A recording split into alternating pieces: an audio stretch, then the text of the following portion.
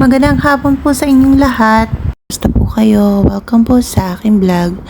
Magluluto po tayo ng beef mechado o beef stew. Yung po ay binabad ko sa kalahating cup ng soy sauce at kalamansi o pwede din po lemon. At lagyan po natin ng black pepper. Nilib ko po yan ng 30 minutes to 1 hour.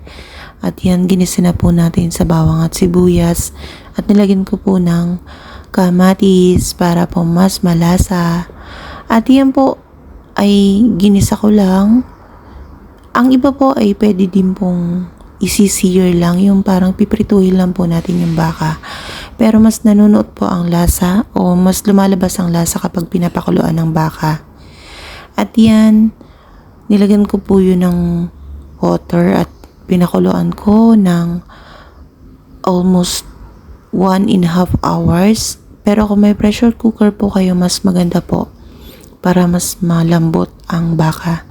At yan po, nilagay ko na po ang patatas at saka carrots at ang bell pepper. At yan, tinimplahan lang natin. Hindi ko alam kung bakit hindi makita yung laurel. So, yan. Maraming salamat po. God bless.